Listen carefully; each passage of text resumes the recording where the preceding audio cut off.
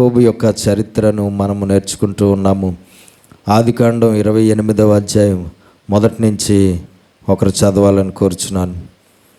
ఆదికాండము 28వ అధ్యాయము మొదటి నుంచి. ఇస్సాకు యాకోబును పిలిపించి, నీవు కనాను కుమార్తెల్లో ఎవరిను వివాహము చేసుకొనకూడదు.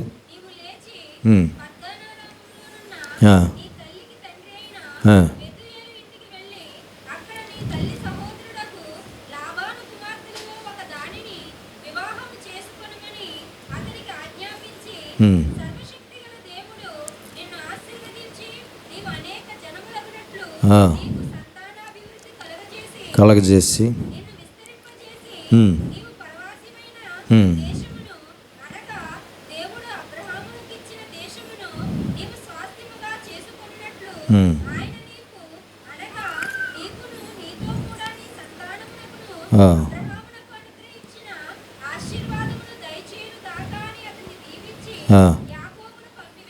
రెండు చేతులు పైకి స్తోత్రాలు చెల్లిద్దాం.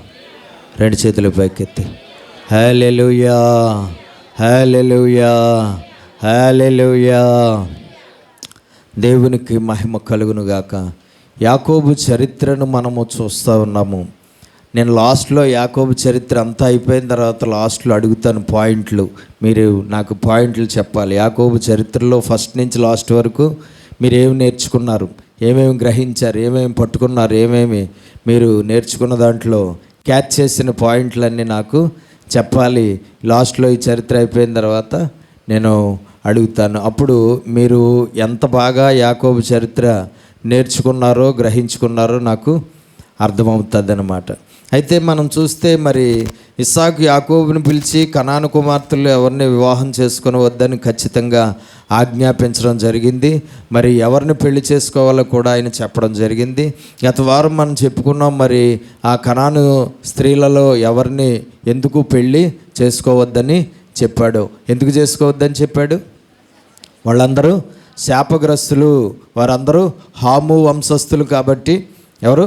వాళ్ళందరూ హాము వంశస్థులు కాబట్టి, వాళ్ళందరూ శాపగ్రస్తులు కాబట్టి, ఆ శాపగ్రస్తులను ఆశీర్వదించబడినటువంటి వారు ఎవరు కూడా వివాహం చేసుకోకూడదు. ఒకవేళ శాపగ్రస్తులను ఆశీర్వదించబడిన వారు వివాహం చేసుకుంటే శాపగ్రస్తులు ఆశీర్వదించబడరు, కానీ ఆశీర్వదించబడిన వారే శాపగ్రస్తులుగా మారిపోతారు. కాబట్టి ఆయన ఖచ్చితంగా మరి తండ్రి ఎలాగైతే తన పెళ్లి విషయంలో, ఇస్సాకు పెళ్లి విషయంలో ఎలాగైతే ఆలోచించాడో అలాగే యాకోబు విషయంలో కూడా తండ్రి అయిన ఇస్సాకు ఆలోచించడం అనేది జరిగింది. అంతేకాదు మరి అక్కడ వివాహ విషయంలోనే అతన్ని అక్కడికి పంపిస్తున్నానని భార్య చెప్పింది కాబట్టి కథంతా చెప్పకుండా వివాహం కోసమే అక్కడికి పంపిస్తున్నాను అని చెప్పడం కూడా అక్కడ మనకి కనబడుతూ ఉన్నది.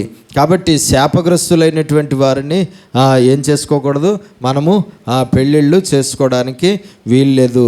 ఒకవేళ ఏ కారణం చేతైనా మనం శాపగ్రస్తులతో వివాహాలు జరిగితే మన కుటుంబాల్లో పిల్లలకి లేదా పెద్దలు చేసినా లేదంటే పిల్లలు చేసుకున్న శాపగ్రస్తులతో వివాహాలు జరిగితే ఏం చేయాలి?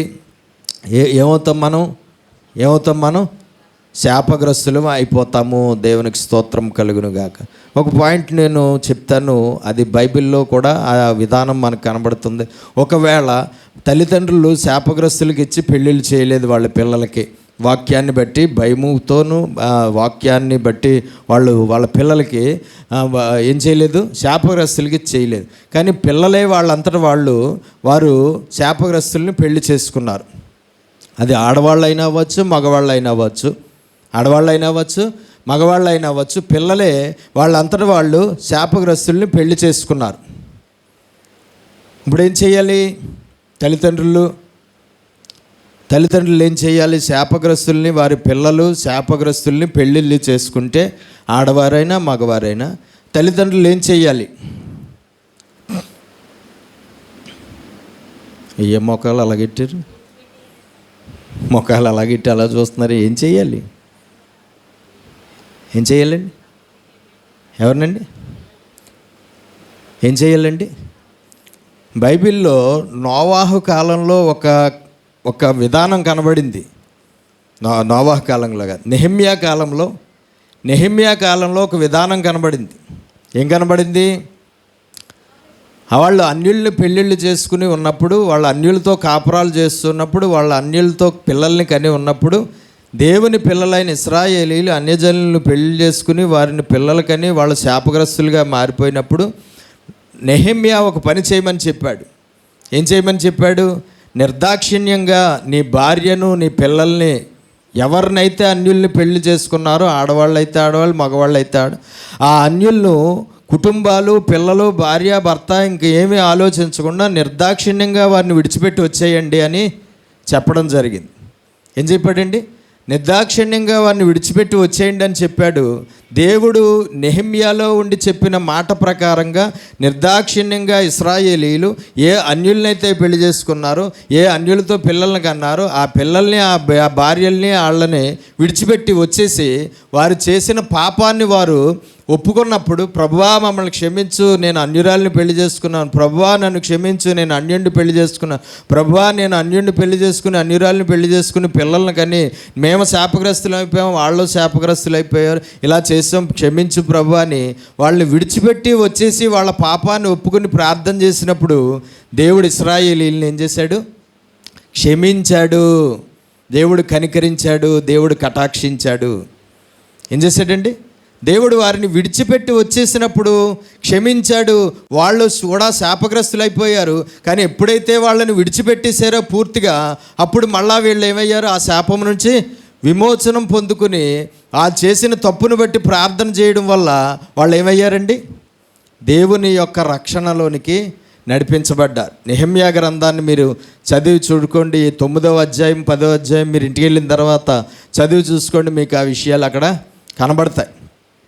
కాబట్టి ఇప్పుడు మనం ఏం చేయాలి? ఆ వాక్య ప్రకారంగా మన పిల్లలు ఒకవేళ మన ఇష్టం లేకుండానే, మన పిల్లలు ఆడైనా మగైనా సరే, మన పిల్లలు శాపగ్రస్తుల్ని పెళ్లి చేసుకుంటే ఏం చేయాలి? నిర్దాక్షిణ్యంగా వారిని విడిచిపెట్టేయాలి. ఏం చేయాలండి? ఇంకా కొడుకు కూతురు అని ఆలోచించడానికి వీలు లేదు. కొడుకు కూతురు అని ఆలోచించావంటే భార్యాభర్త ఇద్దరు కూడా ఏమవుతున్నారు? శాపగ్రస్తులైపోతున్నారు. కాబట్టి శాపం ఆ మనిషితోనే పోనివ్వండి. ఏ కూతురైతే శాపగ్రస్తుడిని పెళ్లి చేసుకుని శపితమైపోయిందో ఆ శాపం ఆ కూతురుతోనే పోవాలి. ఇంకా తల్లికి తండ్రికి ఇంట్లో ఉన్న వాళ్ళకి అంటుకోవడానికి వీలు లేదు. ఎప్పుడైతే ఇంట్లో వాళ్ళకి అందరికీ ఎప్పుడు అంటుకోదో తెలుసా? ఆ శాపం ఇంట్లో వాళ్ళందరికీ ఎప్పుడు రాదో తెలుసా? ఆ శపితమైనటువంటి మనిషిని, ఆమె కుమారుడవ్వచ్చు, కుమార్తె అవ్వచ్చు, ఆ శపితమైన మనిషిని విడిచిపెట్టేసినప్పుడు ఆ శాపం ఆ ఇంట్లో వాళ్ళకి ఎవరికి రాదు. ఒకవేళ ఆ శపితమైన మనిషిని ఆ తల్లి, తండ్రి, అన్న, తమ్ముడు, అక్క, చెల్లి ఉంటారు కదా, వాళ్ళు ఆ శపితమైన మనిషిని మళ్ళా ఒకవేళ చేర్చుకుంటే కనుక ఆ ఇంటి వారు అందరూ కూడా శాపగ్రస్తులుగానే ఉండిపోతారు. ఏం చేయాలి? శాపగ్రస్తులైన పిల్లలు, మన పిల్లలు శాపగ్రస్తులుగా మారిపోతే ఏం చేయాలి? ప్రేమ, మమకారం, లేదంటే ఇంకో కారం, పచ్చికారం, మసాలా కారం, ఇంకెలాంటి కారాలు ఏం పెట్టుకోకుండా ఏం చేయాలండి? నిర్దాక్షిణ్యంగా వారిని విడిచిపెట్టేయాలి. ఇంకా వాళ్ళకి మనకి సంబంధం ఉండడానికి వీలు లేదు. వాళ్ళు మగైనా ఆడైనా సరే ఇంకా వాళ్ళకి మనకి సంబంధాలు ఉండడానికి వీలు లేదు.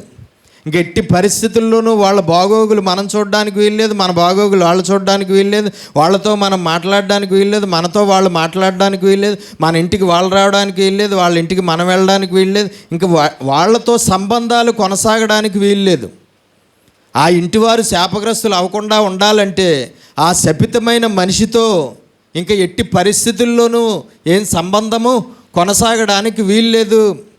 కొడుకైనా కూతురైనా, ఎంతో గారాభంగా పెంచుకున్నటువంటి బిడ్డలైనా, ఎంతో అల్లారు ముద్దుగా పెంచుకున్న బిడ్డలైనా, ఎంతో గొప్పగా పెంచుకున్న బిడ్డలైనా సరే ఎట్టి పరిస్థితుల్లోనూ వాళ్ళతో సంబంధాలు ఉండడానికి వీల్లేదు.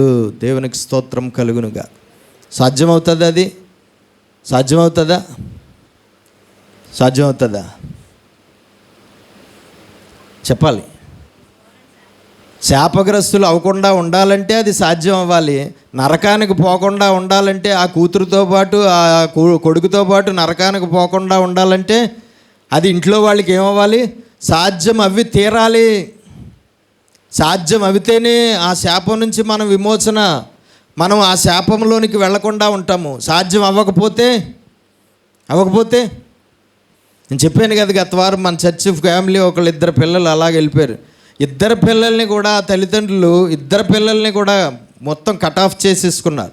ఎట్టి పరిస్థితుల్లోనూ కూడా మీరు మా ఇంటికి రావడానికి వీల్లేదు, మేము మీ ఇంటికి రావడానికి వీల్లేదు, మీరు మాతో మాట్లాడడానికి వీల్లేదు, మేము మీతో మాట్లాడడానికి వీల్లేదు, మీకు మాకు ఇంక సంబంధాలు లేవు.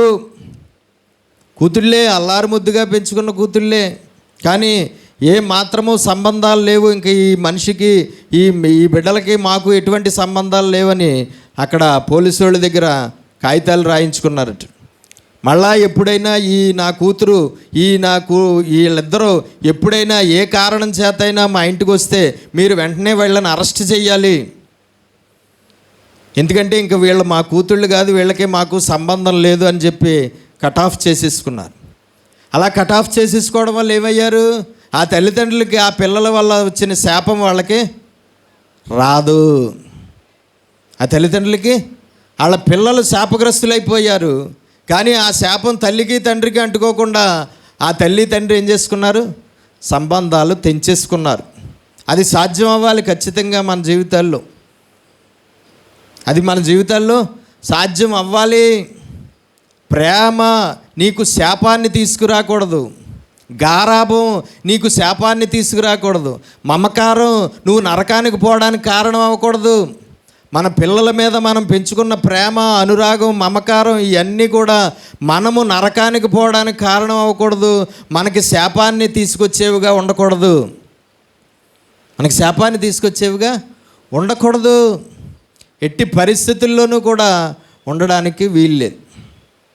చాలా సంవత్సరాల క్రితం మన సంఘంలో ఉన్నటువంటి అమ్మాయి దేవుడిని నమ్ముకుంది, బాప్తీసం తీసుకుంది, నేనే బాప్తీసం ఇచ్చాను, ముస్లిం అబ్బాయిని పెళ్లి చేసుకుంది. వెళ్ళి ఎవరిని పెళ్లి చేసుకుందండి, ముస్లిం అబ్బాయిని పెళ్లి చేసుకుంది. వెళ్ళి పోలీస్ స్టేషన్కి వెళ్ళి ఏం చెప్పిందంటే మా అమ్మ నాన్న చచ్చిపోయారని చెప్పిందంట. ఏంటండి ఏం చెప్పిందంట, మా అమ్మ నాన్న చచ్చిపోయారు అని చెప్పిందంట. అప్పుడు ఏం చేయాలి అమ్మ నాన్న, ఏం చేయాలండి అమ్మ నాన్న? చచ్చిపోయిన తర్వాత ఇంకా కూతురు ఎలా జ్ఞాపకం వచ్చింది నీకు? చచ్చిపోయిన తర్వాత ఇంకా నీకు కూతురు ఎక్కడి నుంచి వచ్చింది? ఏం చెయ్యాలి వాళ్ళు? పూర్తిగా ఇప్పుడు వాళ్ళ డ్రెస్ ఉంటుంది కదా, ఆ డ్రెస్ వేసుకునే తిరుగుతుంది. చాలా చోట్ల కనబడ్డది నాకు, ఆ బొరకా వేసుకుని కనబడుతూ ఉంటుంది బయట. ముస్లిం మతంలోకి వెళ్ళిపోయింది పూర్తిగా బాప్తీసం తీసుకుని.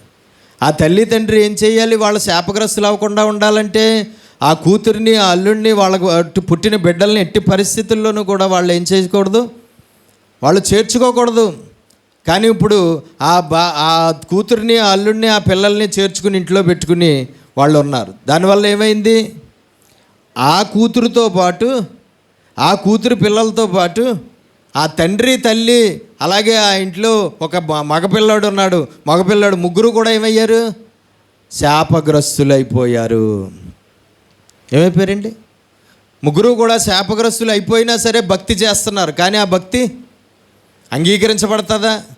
ఆ ముగ్గురు కూడా, ఆ పిల్ల భక్తి చేయట్లేదు కానీ దేవుణ్ణి, ఈ ముగ్గురు కూడా మళ్ళీ దేవుణ్ణి భక్తి చేస్తున్నారు, పూజిస్తున్నారు, సేవిస్తున్నారు, ప్రార్థిస్తున్నారు. కానీ ప్రయోజనం ఏంటి? ప్రయోజనం ఏంటి? ఇంకా ఆ తల్లి తండ్రి భక్తి కానీ, ఆ తండ్రి భక్తి కానీ, ఆ కొడుకు భక్తి కానీ అంగీకరించబడదు. ఎందుకంటే వాళ్ళు శాపగ్రస్తులు అయిపోయారు. శపితమైన మనిషిని నువ్వు చేర్చుకున్నావు కాబట్టి నీకు ఆ శాపము సంక్రమించింది. శపితమైన మనిషిని నువ్వు నీ ఇంట్లో పెట్టుకున్నావు కాబట్టి నువ్వు, నీ ఇంటివారు అందరూ ఏమైపోయారండి, శాపగ్రస్తులైపోయారు. దేవునికి స్తోత్రం కలుగునుగాక. హల్లెలూయా. బిందెడు మంచినీళ్ళలో గ్లాసుడు మురికి నీళ్ళు కలిపితే బిందుడు మంచినీళ్ళుగా మారతాయా, లేదంటే మురికి నీళ్ళుగా మారతాయా? ఎలాగ మారతాయండి? గ్లాసుడు మురికి నీళ్ళు బిందుడు నీళ్ళలో కలిపిన బిందుడు నీళ్ళు కూడా మురికి నీళ్ళుగానే మారిపోతాయి. అలాగే ఒక్క బిడ్డ, శపితమైన బిడ్డ, ఒక్క బిడ్డ నీ ఇంట్లో ఉంటే మీరందరూ ఇంటిల్లిపాతి శపితమైన వారే.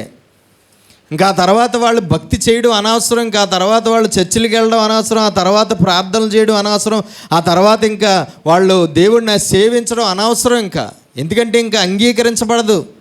శాపగ్రస్తులు పరలోక రాజ్యంలో ఉంటారా? శాపగ్రస్తులు పరలోక రాజ్యంలో ఉంటారా? శాపగ్రస్తులు నిత్య జీవాన్ని పొందుకుంటారా? శాపగ్రస్తులు దేవుడిచ్చే రక్షణకు వారసులు అవ్వగలుగుతారా? ఎట్టి పరిస్థితుల్లోనూ అవ్వలేరు. కాబట్టి ఇంటివారందరికీ శాపం రాకుండా ఉండాలంటే ఏ మనిషి అయితే శపితమైపోయాడో నీ ఇంట్లో, వాడు కొడుకు అవ్వచ్చు, కూతురు అవ్వచ్చు, ఇమీడియట్లుగా వాళ్ళని మనం కట్ చేసుకోవాలి. ఇంకా మళ్ళా చనిపోయే వరకు కూడా వాళ్ళకి మనకి సంబంధాలు ఉండడానికి వీల్లేదు. ఏముండకూడదండి? చనిపోయే వరకు కూడా సంబంధాలు ఉండడానికి వీల్లేదు. నీ తోటి సహోదరులు లాంటి వాళ్ళు, నీ చర్చి బిడ్డలు లాంటి వాళ్ళు, లేదంటే వేరే చర్చి పాస్టర్ లాంటి వాడు, వేరే చర్చి విశ్వాసులు లాంటి వాళ్ళు వచ్చి అదేటమ్మా క్షమించమని దేవుడు చెప్తున్నాడు కదా, సమాధాన పడమని దేవుడు చెప్తున్నాడు కదా, ఏ తప్పు చేసినా దేవుడు మనల్ని క్షమించాడు కదా, నువ్వు కూడా క్షమించాలి కదా, నీ బిడ్డని, నీ కూతురిని క్షమించాలి కదా, నీ కొడుకుని క్షమించాలి కదా అని ఇలాంటి మాటలు దుష్టుడు ఆ సమయంలో వినిపిస్తాడు నీకు. దుష్టుడు దేవుడు వాక్యాన్నే బేస్ చేసుకునే మనల్ని శోధిస్తాడు. యేసు ప్రభు అంతటోడ్నే దేన్ని బట్టి శోధించాడు? వాక్యంతోనే శోధించాడు. అలాగే మనల్ని కూడా వాక్యంతోనే శోధిస్తాడు. అలాంటి వాళ్ళు వచ్చి, నాకులాంటి పాస్టర్ వచ్చి, మీకులాంటి విశ్వాసులు వచ్చి ఏమంటారు? అయ్యో అయ్యో అయ్యో అదేంటి, అదేం పని, ఏ కూతురు తప్పు చేసింది అనుకో, ఏ కొడుకు తప్పు చేసాడు అనుకో, తెలిసో తెలియకో తప్పడడుగులు వేస్తే మాత్రం మీరు అలాగా నిర్దాక్షిణ్యంగా వదిలేస్తారా? అదేనా కరెక్ట్? అదేనా తల్లి ప్రేమ? అదేనా తండ్రి ప్రేమ? మీరు అలా విడుదలేయడం మంచిదేనా? దేవుడు అదే చెప్పాడా? దేవుడు ఏమన్నాడు? క్షమించమని చెప్పాడు కదా, దేవుడు క్షమించమని చెప్పాడు కదా, దేవుడు సమాధాన పడమని చెప్పాడు కదా, దేవుడు ప్రేమించమని చెప్పాడు కదా, శత్రువులు కూడా ప్రేమించమన్నాడు కదా. ఇలాంటి కొటేషన్ డైలాగులన్నీ వినిపించి మనల్ని శాపగ్రస్తులను చేసేయడానికి దుష్టుడు ఆ టైంలో విపరీతమైన ప్రయత్నాలు చేస్తాడు. ఆ టైంలో విపరీతంగా ప్రయత్నాలు చేస్తాడు. ఎలా చేయాలి కదా, ఇలా చేయి. వాళ్ళ మాటలు నమ్మేసి మనం నిజమే కదా, నేను దేవుడిని నమ్ముకున్నదాన్ని, నేను దేవుడిని నమ్ముకున్నోడిని, నా కొడుకు నా కూతురు తప్పు చేస్తే ఎంత ఘోరమైన శిక్ష విధించేసేనేటి నేను, అయ్యో ఇదేంటి అలా వదిలేసాను, అయ్యో వీళ్ళందరూ చెప్తుంది నిజమే కదా అని చెప్పి మనం ఆ దుష్టుడు పన్నాగంలో పడిపోయామనుకోండి, ఫ్లాట్ అయిపోయామే. వాళ్ళతో పాటు మనం కూడా శాపగ్రస్తులు అయిపోయామే. ఏమైపోయామండి? వాళ్ళతో పాటు మనం కూడా శాపగ్రస్తులు అయిపోయామే. ఎవరైనా తీస్తే చదవండి ఒకసారి నెహెమ్యా గ్రంథంలో ఆ మాటలు మనం చదివితే ఇంకా బాగా అర్థమవుతాయి.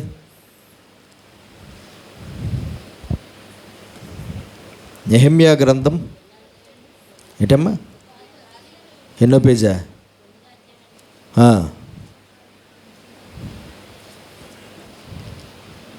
అమ్మా ఏంటమ్మా?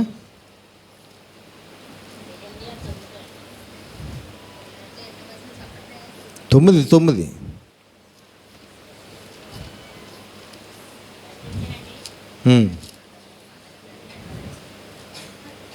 ఫస్ట్ నుంచి వద్దు.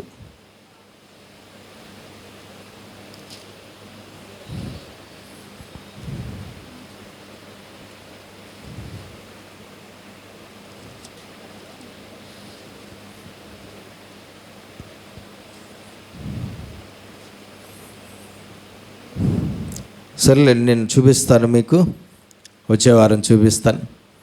కాబట్టి మనం తెలుసుకోవాల్సింది ఏంటంటే, ఎట్టి పరిస్థితుల్లోనూ కూడా ఏ రూపంగానూ మనం శాపగ్రస్తులు అవడానికి వీల్లేదు. మనం శాపగ్రస్తులు అయిపోవడానికి ఎన్నో రకాలైనటువంటి కారణాలు ఉంటాయండి. మనల్ని శాపగ్రస్తులుగా చేసేయడానికి దుష్టుడు ఎన్నో రకాల ప్రయోగాలు చేస్తాడు, ఎన్నో రకాలుగా మన మీద దాడులు చేస్తాడు. వదిలేండి, ఇంక వదిలేండి, దాన్ని వదిలేండి, నేను చూపిస్తాను, నా మాటలు వినండి. అని బైబిల్లోకి దూచేసారు మొక్కలు అందరూ అయ్యేటికి. ఇంక వదిలేండి, నేను చూపిస్తాను తర్వాత వచ్చేవారు. ఇలా చూడండి, నా వైపు చూడండి. ఏంటండి, ఎన్నో రకాలుగా దుష్టుడు మనం శాపగ్రస్తులు అయిపోవడం అనేది ఆడికి కావాలి. శాపగ్రస్తులు పరలోక రాజ్యంలో ప్రవేశించరని ఆడికి బాగా తెలుసు. ఎందుకంటే వాక్యంలో ఉంది, ఆ వాక్యం వాడు బాగా నమ్ముతాడు, మనం అంత అలాగే నమ్మలేం, కానీ వాడు ఖచ్చితంగా నమ్ముతాడు. కాబట్టి ఏదో ఒక రకంగా శాపం మనం రావాలని వాడు ఎన్నో రకాల ప్రయోగాలు చేస్తూ ఉంటాడు. ఈ విధానంలోనే కాదు, ఏ విధానంలోనూ కూడా మనం ఏమవ్వకూడదు, శాపగ్రస్తులు అవ్వకూడదు. మనం శపితమైన వారంగా మారిపోకూడదు. పాపాలు చేసి, దోషాలు చేసి, దుర్వ్యసనాల వల్ల, లేదంటే ఇంక రకరకాలైనటువంటి విధానాల వల్ల మనం శాపగ్రస్తులం అయిపోవడానికి వీల్లేదు.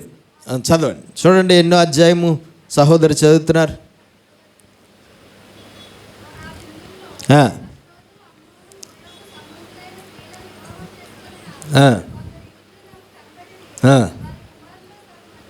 వారి కుమారులలో సగం మంది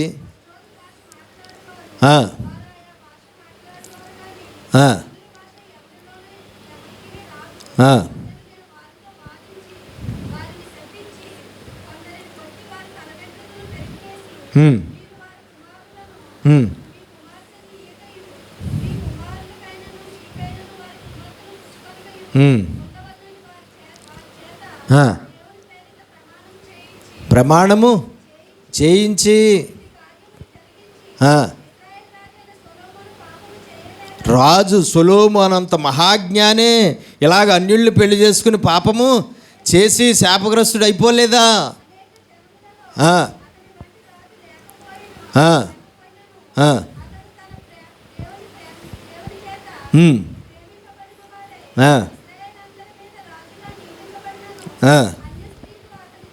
అన్య స్త్రీలు అతని చేత ఏంటండి? అన్య స్త్రీలు సొలొమోను చేత కూడా పాపము చేయించలేదా?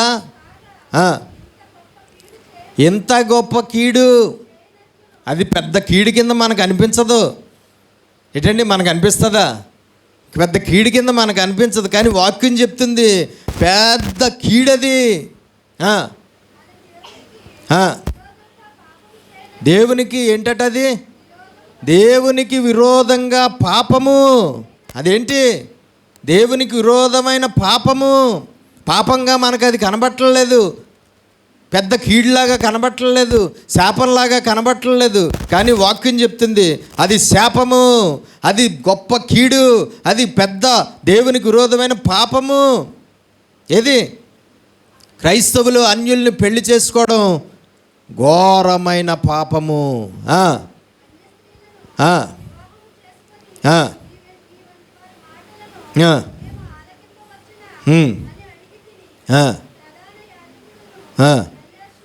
చాలు. కాబట్టి అక్కడ చూస్తే వారిని శపించి అని ఉంది. ఎందుకు శపించాడు? అన్య స్త్రీలను పెళ్ళిళ్ళు చేసుకున్నందుకు. దేవునికి స్తోత్రం. వాక్య ప్రకారంగా ఆ విధమైన పని చేస్తే ఇంటివారు అందరికీ శాపం వస్తుందా లేదా? అది గొప్ప కీడా కాదా? అది దేవునికి విరోధమైన పాపమా కాదా? కదా. దేవునికి స్తోత్రం కలుగునుగా. మనకి క్షమాపణ గుణం ఎక్కువైపోతే వేరే వాళ్ళని క్షమించాలి తప్ప ఇంక ఈ పాపం చేసిన వాళ్ళని మనం క్షమించకూడదు. ఇంకా మనకి ప్రేమ ఎక్కువైపోతే, జాలి ఎక్కువైపోతే, మమకారం ఎక్కువైపోతే అది అంతా కూడా దీనుల మీద, బేదల మీద, లేదంటే వేరే వాళ్ళ మీద చూపించాలి తప్ప శపితమైపోయిన నీ మనిషి మీద నువ్వు చూపించడానికి వీల్లేదు. ఏ మనిషి అయితే నీ ఇంట్లో నీ కొడుకు శపితమైపోయాడో, నీ కూతురు శపితమైపోయాడో, ఇంకా వాళ్ళ మీద ఆ ప్రేమ, ఆ మమకారం, ఆ జాలి, ఆ కరుణ నువ్వు చూపించడానికి వీల్లేదు. చూపించడానికి వీలుందా? వీలు లేదు. సొలొమోను అంత మహాజ్ఞానే శపితమైపోయాడు. సొలొమోను అంత గొప్పవాడే శాపగ్రస్తుడైపోయాడే ఆ పాపం చేసి. అది పాపంగా ఎందుకు కనబట్టలేదు మనకి? అది పెద్ద కీడుగా ఎందుకు అనిపించట్లేదు మనకి? అది దేవునికి విరోధమైన పాపముగా ఎందుకు మనం గుర్తించలేకపోతున్నాం? ఎందుకు గుర్తించలేకపోతున్నాం? ఆ పిల్లల మీద మమకారం, ఆ పిల్లల మీద ప్రేమ, ఆ పిల్లల మీద అభిమానం, ఇవన్నీ మనం సత్యాన్ని గుర్తించకుండా అడ్డుపడుతున్నాయి. మనము సత్యాన్ని గుర్తించకుండా అడ్డుపడుతున్నాయి. చెప్తున్నాను కదా, మన ప్రేమ, మన జాలి, మన మమకారం ఏదైనా సరే నీవు పరలోకం వెళ్లకుండా శపితమైపోయినటువంటి విధానంలోనికి అవి నీకు అడ్డు తగలకూడదు. నీ ప్రేమ నిన్ను నరకానికి లాక్కుపోస్తుందంటే వదిలే ఆ ప్రేమని.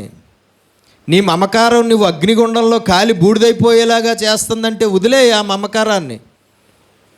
ఎట్టి పరిస్థితుల్లోనూ ఇంకా ఆ ప్రేమ, ఆ మమకారం, ఆ జాలి, ఆ కరుణ, ఇంకా ఆ క్షమించడం, ఎట్టి పరిస్థితుల్లోనూ అక్కడ నువ్వు నీ బిడ్డ మీద వాడడానికి వీల్లేదు. నీకు నీ బిడ్డ కావాలా, దేవుని రాజ్యం కావాలా, నీ కొడుకు కావాలా, పరలోకం కావాలా, నీ కూతురు కావాలా, పరలోకం కావాలా, వాళ్ళకు పుట్టిన శపితమైన పిల్లలు కావాలా, నీకు నిత్య జీవం కావాలా, అంతే. ఏం కావాలి? ఏం కావాలి చెప్పండి? నిత్య జీవమే కావాలి. కొడుకు కావాలా, కూతురు కావాలా, ఎవరు కావాలి? ఏం కావాలి? నిత్య జీవం కావాలి, పరలోకం కావాలి, దేవుని రాజ్యం కావాలి. కొడుకు కూతురు ఇక్కడ ఎలాగా శాపగ్రస్తులను చేశారు కదా, ఇంక అక్కడికి కూడా వెళ్ళకుండా వాళ్ళు మనకు అడ్డు తగులుతుంటే వాళ్ళనే మనం అట్టుకుని ఎలాడితే ఇంక అంతకన్నా బుర్ర ఏమన్నా ఉందా మనకి? అంతకన్నా ఇంక జ్ఞానం ఏమన్నా ఉందా మనకి? ఏం చేయాలి? నిర్దాక్షిణ్యంగా ఆ శాపం, వారి వల్ల వచ్చిన శాపం నీ ఇంటి వారికి అంటుకోకుండా ఉండాలంటే నిర్దాక్షిణ్యంగా ఆ క్షణంలోనే వాళ్ళతో సంబంధాలు తెంచేసుకోవాలి. చనిపోయే వరకు మళ్ళా మనుషులతో ఇంకా సంబంధాలు పెట్టుకోవడానికి వీల్లేదు. కొంతమంది తెంచేసుకుంటారండి. ఎప్పటి వరకు? వాళ్ళిద్దరికీ పిల్లలు పుట్టే వరకు. వాళ్ళిద్దరికీ ఒక లింగాకారం దిగ్గానే వచ్చేస్తుంది మళ్ళా ప్రేమ. ఏంటండి? శాపగ్రస్తురాలు కలిసి ఇంకో శాపగ్రస్తుడికి అన్నారు. ఆ మూడో శాపగ్రస్తుడిని బట్టి ఏమొచ్చేస్తుంది మనకి? ప్రేమ, మమకారం, ఆప్యాయత, అనురాగం. ఇదేంటో తెలుసా? దురభిమాన పాపం. ఏ పాపం అండి ఇది? దురభిమాన పాపము. జాగ్రత్త, దుష్టుడు చాలా తెలివైనడు. చూడండి ఒకసారి లేఖనాల్లో చదువుతుండగా చూడండి. ఎన్నో అధ్యాయమ్మా? ఎజ్రా గ్రంథం 10వ అధ్యాయం.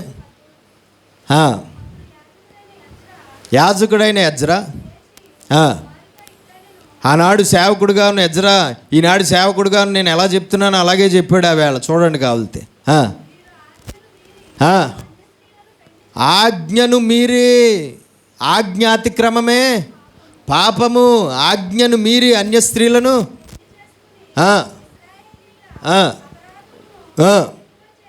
ఇశ్రాయేలీల అపరాధమును చేసిరి. కాబట్టి ఇప్పుడు నీ పితరుల యొక్క దేవుడైన యెహోవా ఎదుట నీ పాపమును ఒప్పుకుని. ఏంటి ఆ పాపం? అది పాపం. వాక్యం చెప్తుంది అది పాపం. క్రైస్తవులు అన్యుల్ని పెళ్లి చేసుకోవడం పాపం. నీకు నాకు పాపంగా కనిపించకపోవచ్చు, నీ కుటుంబానికి నా కుటుంబానికి పాపంగా కనిపించకపోవచ్చు, కానీ వాక్యం చెప్పింది సత్యం. అదేంటి? పాపము. పాపము ఒప్పుకుని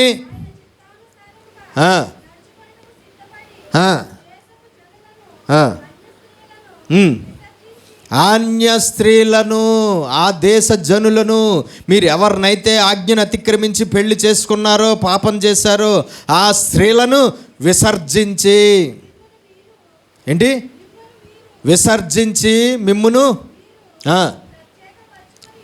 మిమ్మును మీరు ప్రత్యేక, వాళ్ళలో నుండి మీరు ప్రత్యేకపరచబడాలి. ఆ శపితమైన నీ కూతురుని విసర్జించి నువ్వు ప్రత్యేకపరచబడాలి. ఆ శపితమైన నీ కొడుకును విసర్జించి నువ్వు ప్రత్యేకపరచబడాలి. ఆ తల్లి, ఆ తండ్రి, ఆ అన్న, ఆ తమ్ముడు ఆ శపితమైన మనిషిని విసర్జించి ప్రత్యేకపరచబడకపోతే వాళ్ళు కూడా శాపగ్రస్తులైపోతారు.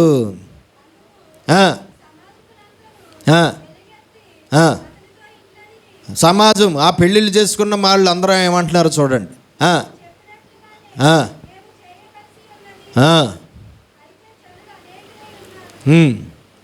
అక్కడ కింద చదివితే ఇంకా అక్కడ వాళ్ళందరూ కూడా వెంటనే పశ్చాత్తాపడి ఆ పెళ్ళిళ్ళు చేసుకున్న వారిని, వాళ్ళ పిల్లల్ని విసర్జించి విడిచిపెట్టేసి వచ్చేయడం అనేది కనబడుతుంది. పూర్తిగా దేవుడు సేవకుడి ద్వారా దేవుడిచ్చిన ఆజ్ఞను బట్టి వారు వాళ్ళని విడిచిపెట్టి వాళ్ళతో నుండి బయటకు వచ్చేసి వీళ్ళు దేవుని ఎదుట అమ్మను తాము ప్రత్యేకపరుచుకున్నప్పుడు అప్పుడు దేవుడు క్షమాపణ వాళ్ళకి ఇచ్చినట్లుగా కనబడుతుంది. అప్పుడు దేవుడు మళ్ళా ఆ శాపాన్ని వాళ్ళ మీద నుండి తీసివేసినట్లుగా కనబడుతుంది. వాక్యం సత్యమా కదా? దేవునికి స్తోత్రం కలుగునుగాక. హల్లెలూయా. ఈ పాస్టర్లందరికీ ప్రేమ, అనురాగం, ఆప్యాయత, మమకారం ఇలాంటివి ఏమీ ఏడవు, అందుకని ఇంత కిలాక చెప్తారు అని మీరు ఇలాంటి వాళ్ళు అనుకుంటారు. మీకు ఎంత ప్రేమ ఉందో మాకు అంతే ప్రేమ ఉంటుంది. ప్రేమ, అనురాగం, ఆప్యాయత అన్నది వాళ్ళ పిల్లల మీద అందరికీ ఉంటుందండి.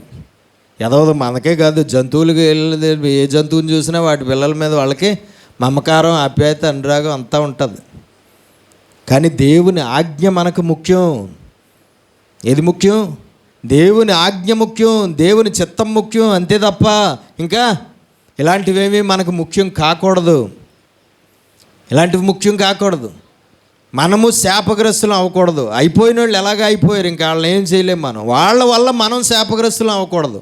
వాళ్ళ వల్ల మనం శాపగ్రస్తులం అవ్వాలంటే వాళ్ళు ఎవరైనా సరే, నీకు ఎంత ఇష్టమైన వారైనా సరే విసర్జించి విడిచిపెట్టేసి నువ్వు ప్రత్యేకించబడాలి దేవుడి దగ్గర.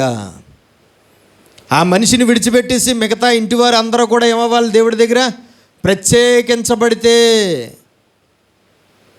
అప్పుడు వాళ్ళు ఆ శాపాన్ని అనుభవించవలసిన అవసరము లేదు.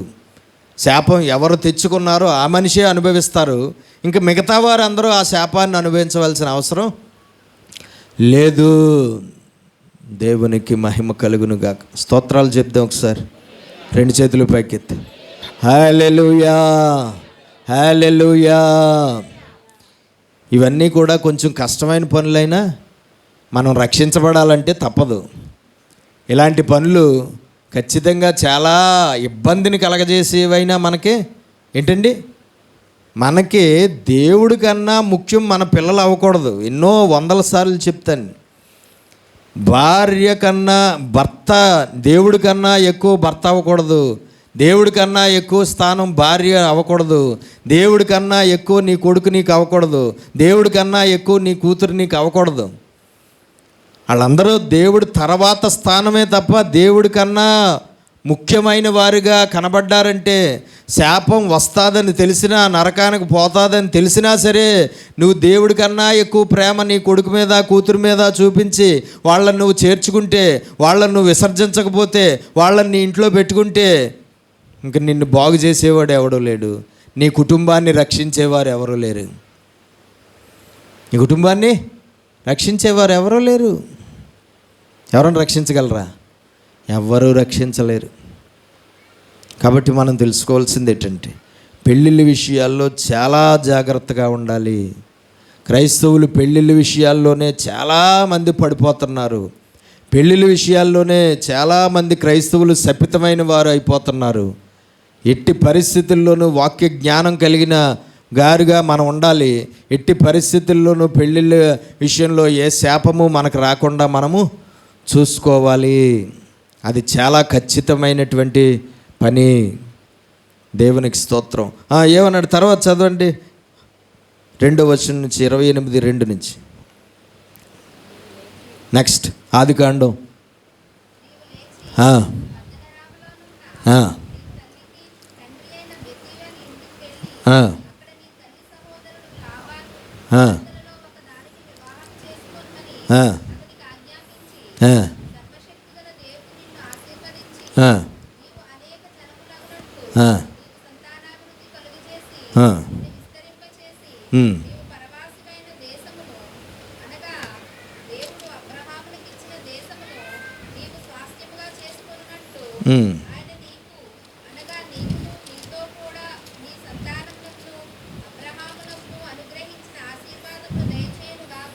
దేవునికి మహిమ కలుగునుగాక. పెళ్ళి చేసుకోనకూడదని చెప్పి నీవు లేచి పద్దనరాములోనున్న నీ తల్లికి తండ్రి అయిన బెతూయేలు, ఎవరికి తండ్రి అట? బెతూయేలు అన్నవాడు రెబ్కాకు తండ్రిగా ఉన్నాడు. ఎక్కడ? పద్దనరాములో. నీ తల్లికి తండ్రి అయిన బెతూయేలు ఇంటికి వెళ్ళి అక్కడ నీ తల్లి సహోదరుడగు లాబాను అనే అన్నయ్య ఉన్నాడు. ఎవరికి? రెబ్కాకి. లాబాను అనే అన్నయ్య, లాబాను నీకేమవుతాడు? మావయ్య. లాబానుకు సహోదరుడు లాబాను కుమార్తెల్లో ఒకదానిని వివాహం చేసుకోనమని అతనికి ఆజ్ఞాపించి. ఎవరికి? దేవునికి స్తోత్రం కలుగునుగాక. హల్లెలూయా. ఎవరు బెతూయేలు? ఎవరు అసలు? ఎవరి సంతానం వీళ్ళు? ఎవరి సంతానం?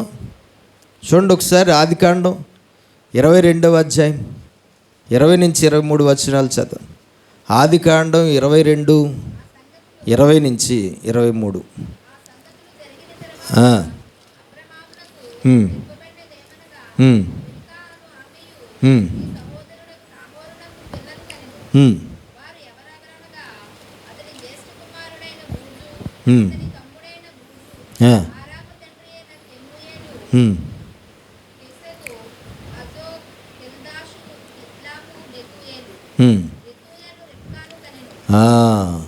ఎటట ఎవరు? దేవునికి స్తోత్రం కలుగును గాక. ఇక్కడ బెతూయేలు ఎవరని కనబడుతుంది మనకి? ఎటండి? నాహోరు. ఎవరు? మిల్కా అను ఆమెయు నీ సహోదరుడుగు నాహోరునకు పిల్లలను కనెను. నాహోరు అంటే ఎవరు సహోదరుడు? అబ్రహాం సహోదరుడు. అబ్రహాం సహోదరులు ఎంతమంది? మొత్తం 3. ఎవరు? అబ్రాము, నాహోరు, హారాను. ఎవరండి? అబ్రహాం అన్నదమ్ములు ఎంతమంది? అబ్రాము, నాహోరు, హారాను. ఆ నాహోరుకి పుట్టినవాడే ఈ బెతూయేలు. ఎవరికి? చూడండి, నాహోరుకు పిల్లలను కన్ను.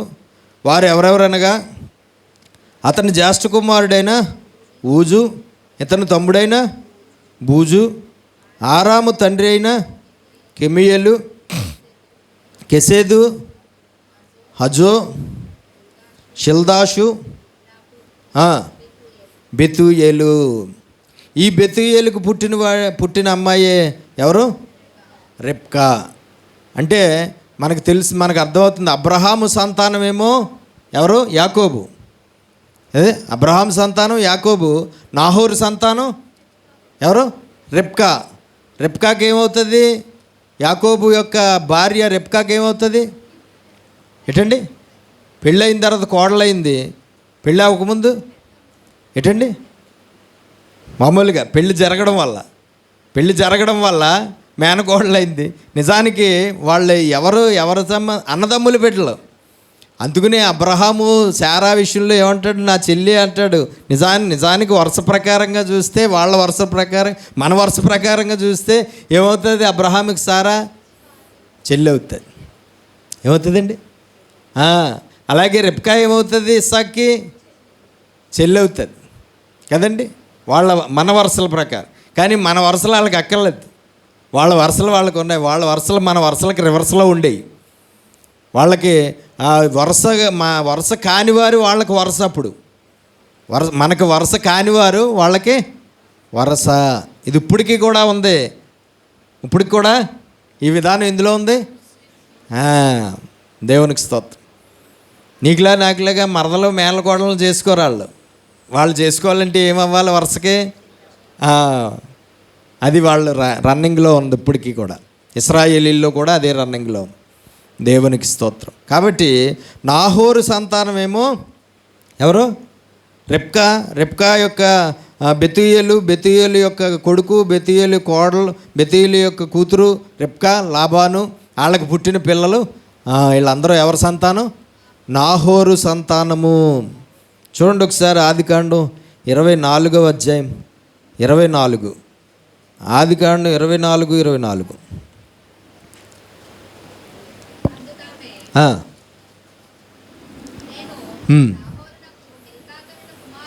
నాహోరు భార్య పేరేంటి? మిల్కా. నాహోరు, మిల్కా అనబడిన భార్యాభర్తలకు పుట్టినవాడే బెతూయేలు. ఆ బెతూయేలుకు పుట్టిందే రెబ్కా. ఆ రెబ్కాకు పుట్టినవాడే యాకోబు. ఆ రెబ్కా అన్నయ్య లాబానుకు పుట్టినటువంటి పిల్లలే లేయా, రాహేలు. వాళ్ళు ఈయన గారికి భార్యలు అయ్యారు. బెతూయేలు కుమార్తెనను. ఆ రోజు రెబ్కా ఎలియాజరు వచ్చినప్పుడు అడిగినప్పుడు నువ్వెవరు అని అడిగితే చెప్తుంది నాహోరుకు పుట్టిన బెతూయేలు కుమార్తెను. మిల్కాకు నాహోరుకు పుట్టిన బెతూయేలు కుమార్తెను నేను అని చెప్తుంది. కాబట్టి వారు నాహోరు సంతానం. ఆదికాండం 25:20. ఆదికాండం 25:20.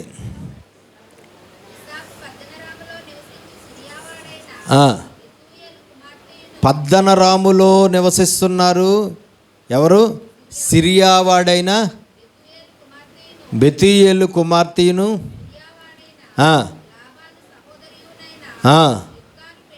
రిబ్కాను పెళ్లి చేసుకునెను. దేవునికి స్తోత్రం కలుగునుగా. చూడండి, ఆ సంతానం ఆశీర్వదించబడిన సంతానం ఎలాగయ్యారు? కనానీయులు శపించబడిన వారు అయ్యారు. ఈ సంతానం ఆశీర్వదించబడిన వారు ఎలాగయ్యారు? అబ్రహాము, నాహోరు, హారాను, వీళ్ళ ముగ్గురు కూడా తేరాహు అన్న తండ్రికి పుట్టినటువంటి వారు. వేరే ఎవరి సంతానంలోంచి వచ్చారని చూసాం మొన్న మనము. నోవాహు సంతానంలో హాము సంతానం కాదేళ్ళు. నోవాహులో హాము సంతానం వీళ్ళు కాదు. కాబట్టి షేము సంతానము అనబడినటువంటి వారిగా అన్నటువంటి వారిలోంచి ఈ యొక్క ఎవరు వచ్చారు? ఈ ముగ్గురు వచ్చారు, అబ్రాము, నాహోరు, సారాను. కాబట్టి వాళ్ళు శాపగ్రస్తులు కానీ వీళ్ళ శాపగ్రస్తులు కాదు. ఎందుకంటే అదే దాంట్లోంచి వచ్చాడు ఎవరు? అబ్రహాము కూడా కదా, అదే దాంట్లోంచి వచ్చాడు అబ్రహాం కూడా, అదే వంశంలోంచి వచ్చాడు నాహోరు కూడా. కాబట్టి నాహోరు పుట్టిన పిల్లలు శాపగ్రస్తులు కాదు. అందుకనే వారిని పెళ్లి చేసుకోమని పంపించాడు. ఆనాడు అబ్రహాం ఇస్సాకుకు పెళ్లి చేసినప్పుడు, ఇప్పుడు యాకోబుకు పెళ్లి చేసినప్పుడు వాళ్ళ ఇంటికి ఎందుకు పంపించారంటే బ్లడ్ రిలేషన్ ఉందని అనుకుంటారు. బ్లడ్ రిలేషన్ ఉంది కాబట్టి అని అనుకుంటారు, లేదంటే వరుస అవుతుంది కాబట్టి అని అనుకుంటున్నారు. కాదు, వరుస అవుతుందని కానీ బ్లడ్ రిలేషన్ ఉందని కానీ పంపించలేదు అక్కడికి. వీళ్ళు ఆశీర్వదించబడిన వారు. ఎవరు? షేము సంతానములో వచ్చిన వారు వీళ్ళు కూడా అబ్రహాములాగా ఆశీర్వదించబడిన వారే. ఎందుకంటే వాళ్ళు ఎవరో కూడా హాము సంతానం కాదు, షేము సంతానం. కాబట్టి వీళ్ళు ఆశీర్వదించబడిన వారు. కాబట్టి దేవుడు ఏం చేశాడు? అబ్రహాము అక్కడికి వెళ్ళి పిల్లని తీసుకురమ్మని. అలాగే ఇప్పుడు కూడా యాకోబు అక్కడికి రావడం అనేది జరిగింది. దేవునికి స్తోత్రం కలుగును గాక. హల్లెలూయా. కాబట్టి ఆ విధంగా వచ్చిన సంతానం ఎవరు? వీళ్ళు.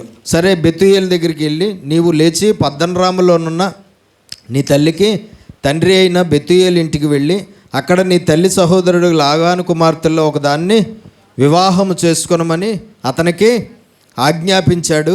ఎవరు? ఇస్సాకు యాకోబుకు ఆజ్ఞాపించాడు. ఎందుకంటే వాళ్ళ తల్లి రెబ్కా ఆ పెళ్లి విషయంలో అలాగ చెప్పింది కాబట్టి. సరే, సర్వశక్తి గల దేవుడు నిన్ను ఆశీర్వదించి సర్వశక్తి గల దేవుడు నిన్ను ఆశీర్వదించి నీవు అనేక జనములగునట్లు నీకు సంతాన అభివృద్ధి కలగజేసి నిన్ను విస్తరింపజేసి నీవు పరవాసివైన దేశమును, అనగా దేవుడు అబ్రహామునికిచ్చిన దేశమును నీవు స్వాస్యముగా చేసుకొనున్నట్లు ఆయన నీకు, అనగా నీకును నీతో కూడా నీ సంతానమునకును అబ్రహామునకును అనుగ్రహించిన ఆశీర్వాదమును దయచేయునుగాక అని అతన్ని దీవించి. రెండు చేతులు పైకెత్తి స్తోత్రాలు చెల్లిద్దాం. హల్లెలూయా. రెండు చేతులు పైకెత్తి హల్లెలూయా. కాబట్టి మనం తెలుసుకోవాల్సిన విషయం ఏంటంటే యాకోబు ఆశీర్వదించబడినవాడు. ఎవరి చేత? దేవుని చేత యాకోబు ఆశీర్వదించబడినవాడు అన్న సంగతి ఎవరు గుర్తించారు? ఎవరు గుర్తించారు? ఇస్సాకు గుర్తించాడు. ఎందుకంటే ఆయన్ని ఆశీర్వదించాలని అనుకోకపోయినా ఆయన ఆశీర్వదించబడ్డాడు తండ్రి ద్వారా. కాబట్టి నా ద్వారా వచ్చిన ఆశీర్వాదం కాదు, ఇది దేవుడి ద్వారా వచ్చిన ఆశీర్వాదం అని గుర్తించి ఇప్పుడు నువ్వు జాగ్రత్తగా ఉండు. ఆ ఆశీర్వాదం పోయేలాగా నువ్వు ఈ కనాను స్త్రీలు ఎవరిని పెళ్లి చేసుకోవద్దు. నువ్వు ఆశీర్వదించబడినవాడు కాబట్టి నీ వలే ఆశీర్వదించబడిన జనాంగం ఉన్నారు. అక్కడికి వెళ్ళి అక్కడ వాళ్ళ పిల్లల్లో ఒక అమ్మాయిని పెళ్లి చేసుకుని ఆశీర్వాదం పోకుండా ఆశీర్వాదం కంటిన్యూ అవ్వేలాగా ఆశీర్వదించబడిన కుమార్తెను చేసుకుని మీరిద్దరూ కూడా ఆశీర్వదించబడాలి. మీ సంతానం ఆశీర్వదించబడాలి. మీ సంతానం అభివృద్ధి చెందాలి. మీ సంతానం దీవించబడాలి అని అతడు ఆశీర్వదించి పంపిస్తున్నాడు. ఎవరిని? యాకోబుని. దేవునికి స్తోత్రము కలుగునుగాక. హల్లెలూయా. చూడండి ఒకసారి ఆదికాండం 12వ అధ్యాయం 2-3 వచనాలు చదువుదాం. ఆదికాండం 12, 2-3 వచనాలు. ఏమంటున్నాడు ఇక్కడ? 4వ వచనంలో, నీకును నీ సంతానమునకును అబ్రహామునకు అనుగ్రహించిన ఆశీర్వాదము దయచేయునుగాక. దేవుడు నీకు నీ సంతానానికి, అబ్రహాముకి ఇచ్చినటువంటి ఆశీర్వాదం నీకు నీ సంతానానికి దేవుడు దయచేయునుగాక అని ఆశీర్వదించాడు. ఎవరిని? యాకోబుని. కాబట్టి మనం ఒకసారి చూస్తే అబ్రహాము యొక్క ఆశీర్వాదం ఇప్పుడు యాకోబు సంతతికి వచ్చింది. చూడండి, అబ్రహాముకు వచ్చిన ఆశీర్వాదం చూద్దాం ఒకసారి. ఆదికాండం 12, 2-3. నిన్ను గొప్ప జనముగా చేస్తానన్నాడు. అలాగే అబ్రహాము సంతానాన్ని లెక్క పెట్టలేనంత సంతానంగా చేశాడు. నీ నామమును, అబ్రహాము నామమును గొప్ప చేస్తా అన్నాడు. అలాగే అబ్రహాము నామం గొప్పదైంది. ఇప్పటికి కూడా ఏమంటారు? ఇశ్రాయేలీయుల్ని వెళ్ళి అడిగితే మేము అబ్రహాము సంతానము అని అంటారు. కాబట్టి తరతరాలైపోయినా, వేల సంవత్సరాలు మారిపోయినా అబ్రహాము సంతతి అని గొప్పగా చెప్పుకుంటున్నారంటే అది అబ్రహాము నామము.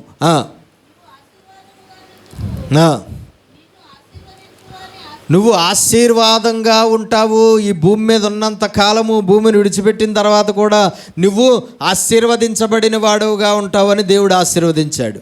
ఉన్నాడా లేదా? అతడు భూమి మీద ఉన్నంతకాలము అతడు ఆశీర్వదించబడిన వాడిగా ఉన్నాడా లేదా? అన్యులు కూడా, వేరే దేశాల రాజులు కూడా అబ్రహాముకు దేవుడు తోడుగా ఉండి అబ్రహామును దేవుడు ఎంతలాగా ఆశీర్వదించాడో చూశారు. దేవునికి స్తోత్రం. నిన్ను ఆశీర్వదించు వారిని ఆశీర్వదించెదను, నిన్ను దూషించు వారిని శపించెదను. చూడండి, అబ్రహాము ఆశీర్వాదంలో ఆ ఆశీర్వాదం మనకు కనబడుతుంది. ఒక్కసారి ఆ మాట అర్థాన్ని ఒకసారి మనం వివరంగా చూద్దామా? ఆ మాట అర్థాన్ని ఒకసారి నాకు చెప్పండి. ఏమని అంటున్నాడు అక్కడ? నిన్ను ఆశీర్వదించు వారిని నేను ఆశీర్వదిస్తాను, నిన్ను దూషించు వారిని నేను శపిస్తాను. ఏంటి దాని అర్థం? ఆ ఆశీర్వాదం యొక్క అర్థం ఏంటి చెప్పండి. అబ్రహామును ఎవరైతే ఆశీర్వదిస్తారో వారిని దేవుడు ఆశీర్వదిస్తాడట. అబ్రహామును ఎవరైతే దూషిస్తారో వారిని దేవుడు శపిస్తాడంట. అంటే ఆశీర్వదించబడినటువంటి వాడు, దేవుని చేత ఆశీర్వదించబడినటువంటి వాడు, వాడి విషయంలో అవతలవాడు ఎలా ఉండాలి? జాగ్రత్తగా ఉండాలి. వాడు దేవుని చేత ఆశీర్వదించబడిన వాడు అని నీకు తెలిస్తే నువ్వు చేతనైతే అతన్ని ఆశీర్వదించు, చేతనైతే అతన్ని ప్రేమించు, చేతనైతే అతడితో నువ్వు మంచి సంబంధం కలిగి ఉండు. అంతే తప్ప వాడు దేవుని చేత ఆశీర్వదించబడిన వాడు అని నీకు తెలుసు కూడా ఒకవేళ ఏ కారణం చేతైనా నువ్వు ద్వేషించినా, దూషించినా, లేదంటే తిరస్కారం చూపినా, తిరుగుబాటు చేసినా, లేదంటే వ్యతిరేకించినా, లేదంటే ప్రతీకారాలు పెట్టుకున్నా దేవుడు నిన్ను శపిస్తాడు. అంటే దేవుని చేత ఆశీర్వదించబడినటువంటి వారు ఎవరైతే ఉంటారో వారి విషయంలో ఇతరులు ఒకవేళ వీళ్ళకి అనుకూలంగా ఉంటే దేవుడి చేత వాళ్ళు ఆశీర్వదించబడతారు. ఒకవేళ దేవుని చేత ఆశీర్వదించబడిన వారికి వ్యతిరేకంగా ఉంటే అవతల వారు శపించరు, దేవుడు వారిని శపిస్తాడట. ఎవరిని? కాబట్టి మనం తెలుసుకోవాల్సింది ఏంటంటే ఈ భూమి మీద ఉన్నంతకాలం దేవుడి చేత ఆశీర్వదించబడిన వారు ఎవరో మనం తెలుసుకోవాలి. దేవుడి చేత ఆశీర్వదించబడిన వారు అని నీకు అర్థమైతే ఎట్టి పరిస్థితుల్లోనూ ఆ వ్యక్తులకి విరోధంగా ఎప్పుడూ ప్రవర్తించద్దు. ఎట్టి పరిస్థితుల్లోనూ ఆ వ్యక్తులకి తిరుగుబాటు, ఆ వ్యక్తులకి దూషణ, ఆ వ్యక్తుల్ని ద్వేషించడం, ఆ వ్యక్తుల్ని తిరస్కరించడం, ఆ వ్యక్తుల్ని విమర్శించడం, ఆ వ్యక్తుల్ని గురించి తప్పుగా మాట్లాడడం, ఆ వ్యక్తుల గురించి ఆ వ్యక్తులకి కీడు చేయడం, ఆ వ్యక్తులకి హాని చేయడం, ఆ మనుషులకి నువ్వు చెడు చేయడం అనేవి, ఇలాంటి పనులేవి కూడా చెయ్యొద్దు ఎప్పుడు. ఎందుకంటే ఒకవేళ అలాంటి పనులు చేస్తే దేవుడు నిన్ను శపిస్తాడు అంటున్నాడు. దేవుడి చేత ఏమైపోతారు వాళ్ళు? శపించబడతారు. ఆశీర్వదించబడినటువంటి వారు విషయంలో దేవుడు అలాగా ఉంటాడు. ఎవరైతే ఇదవుతారో వాళ్ళు ఏమైపోతారు? శపించబడతారు. అది దేవుడు అబ్రహాముకి ఇచ్చిన గొప్ప ఆశీర్వాదం. తర్వాత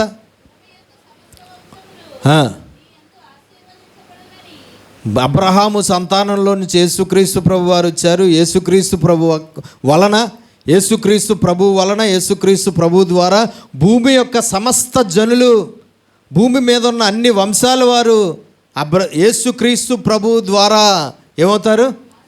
ఆశీర్వదించబడతారు. అంటే యేసుక్రీస్తు ప్రభు ద్వారా రక్షించబడి వాళ్ళు ఏమవుతున్నారు? ఆశీర్వదించబడుతున్నారు. అది కూడా ఎవరి ఆశీర్వాదం? అబ్రహాము ఆశీర్వాదం. దేవుని ఇప్పుడు ఏమంటున్నాడు? ఇస్సాకు ఏమంటున్నాడు? ఆ అబ్రహాము ఆశీర్వాదాలన్నీ నువ్వు నీ ఇంటి వారు అనుభవించాలి అని దీవించాడు. ఏమని దీవించాడండి యాకోబుని? ఆ అబ్రహాము ఆశీర్వాదము, ఆ అబ్రహాము యొక్క ఆశీర్వాదాలు నువ్వు నీ సంతతి అనుభవించాలి అని దీవించాడు. ఎవరిని? ఇస్సాకు యాకోబుని ఆశీర్వాదమును ఇచ్చాడట. 15వ అధ్యాయం ఆదికాండం 18 నుంచి 21 వరకు చదవండి. ఆదికాండం 15, 18 నుంచి 21.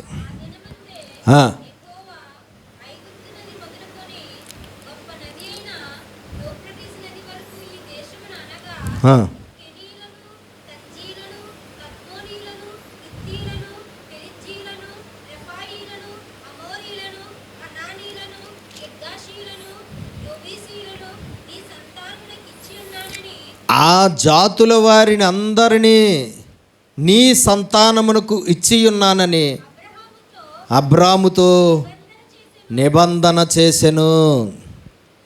ఎటట దేవుడు ఆ కనాను దేశంలో నివసిస్తున్న జాతులు ఇవన్నీ, ఆ కనాను దేశంలో నివసిస్తున్న జాతుల వారిని అందరినీ కూడా ఏం చేస్తాను? నీ సంతానమునకు ఇచ్చి ఉన్నానని అబ్రహాముతో నిబంధన చేశాడు. ఇప్పుడు ఆ నిబంధన ఎవరి జీవితంలో నెరవేరాలి? యాకోబు జీవితంలో, యాకోబు సంతతిలో నెరవేరాలి. అబ్రహాముకి ఇచ్చిన ఆశీర్వాదం ఎవరు అనుభవించాలి? యాకోబుతో పాటు ఎవరు అనుభవించాలి? అబ్రహాము ఆశీర్వాదాన్ని ఇస్సాకు అనుభవించాడా? అబ్రహాము ఆశీర్వాదాన్ని ఇస్సాకు అనుభవించాడా? ఇస్సాకు అనుభవించాడు. బైబిల్ బాగా చదవండి. అనుభవించాడో అనుభవించలేదో తెలుస్తారు. ఇప్పుడు మనం చెప్పుకున్న కొన్ని చిన్న పనికిమాలిన పనుల వల్ల ఆశీర్వాదం పోగొట్టుకున్నాడని అనుకోకండి. ఆశీర్వాదాన్ని అనుభవించిన తర్వాత లాస్ట్లో చేసిన ఎదో పనులు ఇవి ఏంటండి. అయితే మనం చూస్తే అబ్రహాము ఆశీర్వాదము ఇస్సాకు కూడా అనుభవించాడు. అబ్రహామును ఆశీర్వదించినట్లుగానే దేవుడు ఇస్సాకును కూడా ఆశీర్వదించాడని బైబిల్లో చాలా స్పష్టంగా రాయబడి ఉంది. ఇస్సాకు ఆ దేశమందు ఉన్నవాడై 100 ఫలము యెహోవా అతనిని ఆశీర్వదించెను, గొప్పవాడయ్యాడు,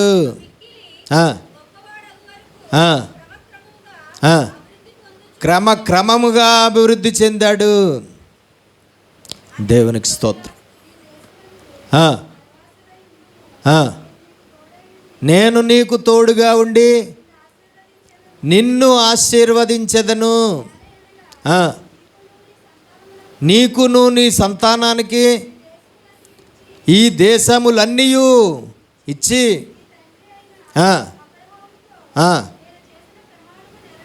నీ తండ్రి అయిన అబ్రహాముతో నేను చేసిన ప్రమాణము నెరవేర్చి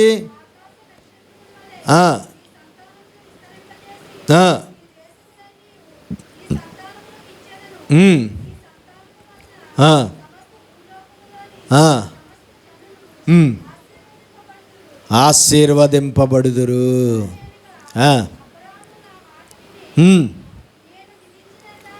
అబ్రహాము నా మాట విని నేను విధించిన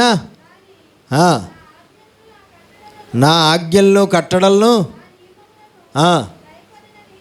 గైకొన్నాడు. కాబట్టి ఆ అబ్రహామును బట్టి నేను నిన్ను కూడా ఆశీర్వదిస్తున్నాను అని ఇస్సాకును కూడా దేవుడు ఏం చేశాడు? ఆశీర్వదించాడు. ఆ తర్వాత ఇస్సాకును బట్టి, అబ్రహామును బట్టి, ఇస్సాకును బట్టి ఎవరిని ఆశీర్వదించాడు? యాకోబును కూడా ఆశీర్వదించాడు. ఎవరిని? యాకోబును కూడా ఆశీర్వదించాడు. యాకోబులోంచి వచ్చిన 12 గోత్రాల యాకోబు సంతతిని కూడా దేవుడు ఆశీర్వదించాడు. దేవునికి స్తోత్రం చెప్దాం ఒకసారి. హల్లెలూయా. మనం పొందుకున్న ఆశీర్వాదాలు మన ఒక్కరితో ఆగిపోవు. మనం పొందుకున్న ఆశీర్వాదాలు మన తర్వాత తరాల వారు కూడా కొనసాగుతాయి. అదే మనం శాపాలు పొందుకుంటే అవి కొనసాగుతాయా? అవి ఆశీర్వాదాలే కొనసాగుతాయా? శాపాలు కూడా కొనసాగుతాయా? ఏంటండి? శాపాలు కూడా కొనసాగుతాయి. ఒకవేళ మనం ఆశీర్వాదాలను కోల్పోయి శాపాలు పొందుకుంటే ఆ శాపాలు మనతో ఆగవు. మన పిల్లలు కూడా 3-4 తరాల వరకు ఆ శాపం కొనసాగుతుందని రాయబడి. వాక్యంలో ఉన్నవి ఖచ్చితంగా చాలా గట్టిగా పట్టుకోవాలి. మనం వాక్యంలో ఉన్న మాటలు చాలా గట్టిగా పట్టుకోవాలి. ఆశీర్వాదాలు అయితే 1000 తరాల వరకు కొనసాగుతాయి. శాపాలు అయితే 3-4 తరాల వరకు కొనసాగుతాయి. నన్ను ద్వేషించే వారి విషయంలో 3-4 తరాల వరకు తండ్రుల దోషము కుమారుల మీదకి రప్పిస్తాను. ప్రేమించి గైకుంటే 1000 తరాల వరకు దేవునికి స్తోత్రం కలుగు. ఆశీర్వాదం 1000 సంవత్సరాల వరకు కొనసాగుతుంది. శాపం 3-4 తరాల వరకు కొనసాగుతుంది. మనం జాగ్రత్తగా చూసుకోవాలి. మనం ఏది ఇవ్వాలి మన పిల్లలకి? మన పిల్లలకి మనం ఏమి ఇవ్వాలి? మనం ఏం పొందుకోవాలి? మన తర్వాత వారికి, మన తర్వాత తరాలకి మనం ఏమి ఇవ్వాలి? మనం ఆశీర్వాదాలు పొందుకోవాలి. మన తర్వాత తరాల వారికి కూడా మనం ఆశీర్వాదాలు పంచి ఇవ్వాలి. నువ్వు ₹1 కోటి ఆస్తి ఇచ్చావు నీ తర్వాత తరం వాడికి, కానీ ఎందుకు? దాంతోపాటు శాపం కూడా ఇచ్చావు. ఇప్పుడు ఏంటి ప్రయోజనం? ₹1 కోటి ఆస్తి గొప్పదా, లేదంటే శాపం ఇదా? ఏంటండి? దేవునికి స్తోత్రం కలుగును గాక. మన పిల్లలకి మనం ఆస్తులు, అంతస్తులు, ఐశ్వర్యము, డబ్బు ఇవేవి ఇవ్వకపోయినా పర్వాలేదు, కానీ ఏమి ఇవ్వాలి? ఆశీర్వాదాలు ఇవ్వాలండి. మన ద్వారా మన పిల్లలు ఆశీర్వదించబడాలి. మన వలన మన పిల్లలు ఆశీర్వదించబడాలి. ఒకవేళ ఆశీర్వాదం పోయి శాపం ఎవరి ద్వారా అయినా మన ఇంట్లోకి వచ్చిందంటే ఆ శాపం మనకు అంటుకోకుండా ఆ శాపాన్ని ఏం చేసేయాలి? కట్ చేసేయాలి. ఎట్టి పరిస్థితుల్లో ఆ శాపాన్ని కట్ చేసేయకపోతే ఏమవుతుంది? చూడండి, శరీరంలో కొన్ని చోట్ల ఇన్ఫెక్షన్లో కొన్ని రకాలైనటువంటి భయంకరమైనటువంటి కుళ్ళిపోవడాలు, ఇలాంటి కాయలు గీయలు మొలకలు ఇలాగ ఎన్నో అంటారు కదా. ఇవన్నీ ఏం చేస్తారు? డాక్టర్ దగ్గరికి వెళ్ళి వెళ్తే ఏం చేస్తాడండి? కట్ చేసి ఏదైతే వచ్చిందో తేడా, ఏదైతే వచ్చిందో చెడ్డది, ఏదైతే వచ్చిందో హానికరమైన, నీ ఆరోగ్యానికి నీ ప్రాణానికి హానికరమైనది ఏదైతే నీ శరీరంలో ఒకటి తయారైందో దాన్ని ఏం చేస్తాడు వైద్యుడు? కట్ చేసి దాన్ని తీసేసి బయట ఆడేస్తాడు. దాన్ని తీసేసి బయట ఆడేస్తే నువ్వు బతుకుతావు. దాన్ని కట్ చేసి దాన్ని తీసి బయట ఆడేస్తే నువ్వు బతుకుతావు. ఒకవేళ నువ్వు వైద్యుడు దాన్ని కట్ చేయకుండా దాన్ని నీ లోపల ఉంటే నువ్వు చస్తావు. అవునా కాదండి? బుర్రోపరే. దేవునికి స్తోత్రం కలుగునుగా. కాబట్టి మనం తెలుసుకోవాలి, ఎట్టి పరిస్థితుల్లోనూ శాపగ్రస్తులు మనకొద్దు. శపితమైపోయిన వాళ్ళు ఇంకా ఎలాగ అయిపోయారు, ఇంక మనం ఏం చేయలేము. ఇంకా వాళ్ళని వదిలేయాలి. వాళ్ళని వదిలేయకపోతే, కట్ చేసేయకపోతే ఆ శాపం మనకి కూడా వచ్చేసి మనం కూడా శాపగ్రస్తులు అయిపోతాం. మనతో ఒక్కరితో ఆగుతుంది ఆ శాపం. మన తర్వాత ఎన్ని తరాల వరకు ఆ శాపం కొనసాగుతుందట? మళ్ళా 3-4 తరాల వరకు. ఏం న్యాయం ఉందా ఇందులో? మంచిదా అది? మన తర్వాత తరాల వరకు మనం అలాగే ఇవ్వడం మంచిదా? కాబట్టి ఏం చేసేయాలి? కాయ వచ్చిందంటే కట్ చేసి తీసేసినట్టు తీసేయాలి. మొలకొచ్చిందంటే కట్ చేసి తీసేసినట్టు తీసేయాలి. కణితి పెరిగిందంటే కట్ చేసి తీసేసినట్టు మనము శపితమైన వారిని కట్ చేసి మన జీవితంలో నుండి తీసేయాలి. తీసేస్తే అప్పుడు మనం బ్రతుకుతాం, తీసేస్తే అప్పుడు మనం జీవిస్తాం, తీసేస్తే అప్పుడు మనము ఏమవుతాం? ఆ శాపానికి గురి కాకుండా ఆ ఆశీర్వాదం ఏదైతే మనకు ఆశీర్వాదం వచ్చిందో ఆ ఆశీర్వాదాన్ని మనం కంటిన్యూ చేసుకోగలుగుతాము. ఏమవుతండి? లేకపోతే నశించిపోతాం. కాబట్టి ఇక్కడ ఏమని చూస్తున్నాం? ఆ విధంగా అబ్రహాముకు ఇచ్చిన ఆశీర్వాదాలు నీవును నీ సంతతి వారు అనుభవించుదురుగాక అంటున్నాడు.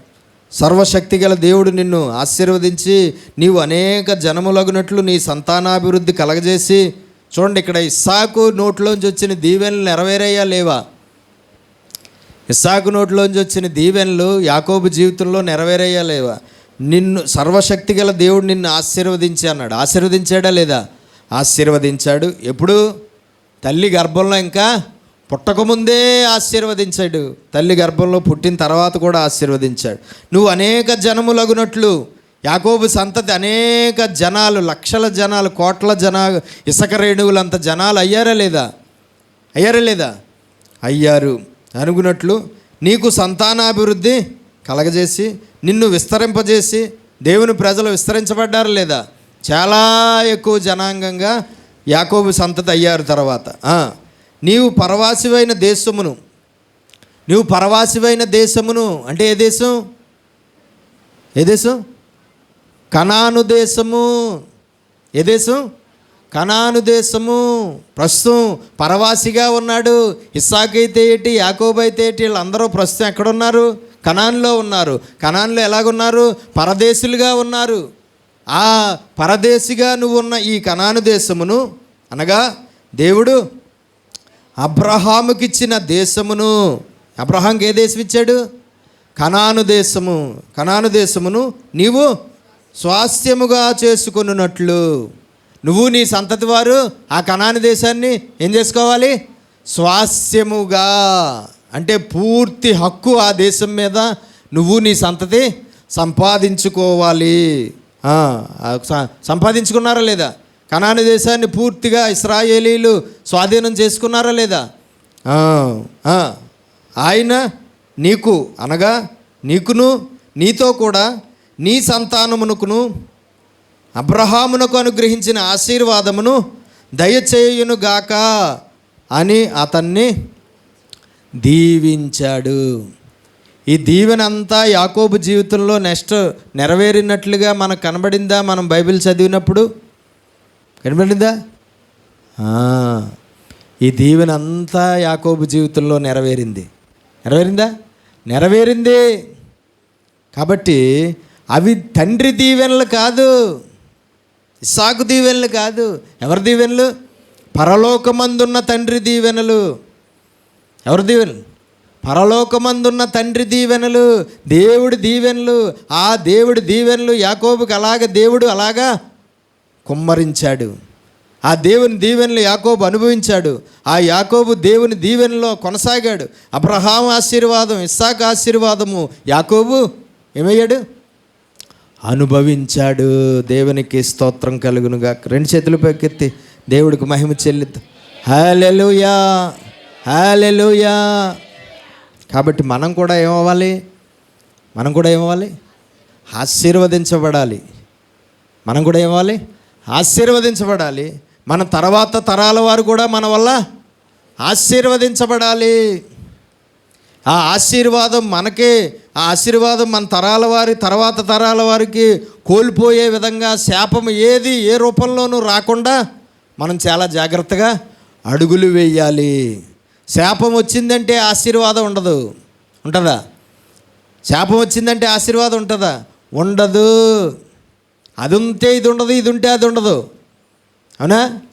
దేవునికి స్తోత్రం. కాబట్టి ఆ ఆశీర్వాదం మనము మన తరాల వారు తర్వాత తరాల వారు కోల్పోకుండా దాన్ని కొనసాగేలాగా ఏ శాపము రాకుండా చూసుకోవాలి. ఏ శాపము మన ద్వారా కానీ మన పిల్లల ద్వారా కానీ రాకుండా చూసుకోవాలి. ఆ శాపం మనకు సంక్రమించకుండా, ఆ శాపం మన తర్వాత తరాల వారికి సంక్రమించకుండా, ఆశీర్వాదం పోకుండా మనము ఆశీర్వాదం మనము మన పిల్లలు తర్వాత వారు కూడా అనుభవించేలాగా మనం ఎలాగ ఉండాలి? చాలా జాగ్రత్తగా అబ్రహాములాగా, ఇస్సాకులాగా అడుగులు వేయాలి. ఏం చేయాలి? అడుగులు వేయాలి. అప్పుడే మనము మన పిల్లలు ఆశీర్వదించబడిన వారు అవుతారు. మన తరాల వారు, తర్వాత తరాల వారు కూడా ఆశీర్వదించబడిన వారు అవుతారు. మనము మన పిల్లలకి భూ సంబంధమైనవి ఎన్ని రకాలు ఇచ్చినా అనవసరమే, కానీ పరలోక సంబంధమైన దేవుని ఆశీర్వాదాలు మన పిల్లలకి మనము స్వాస్యంగా ఇవ్వాలండి.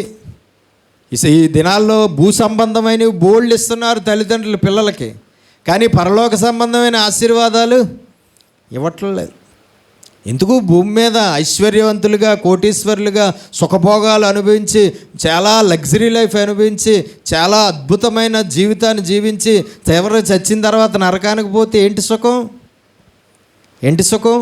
ఇక్కడ లగ్జరీ లైఫ్ 70 ఏళ్ళు 80 ఏళ్ళు అనుభవించవు, కానీ నరకానికి పోతే నరకంలో 70-80 కలిపినా ఇంకా ఎక్కువే కదా. అక్కడ ఏమైనా ఉందా?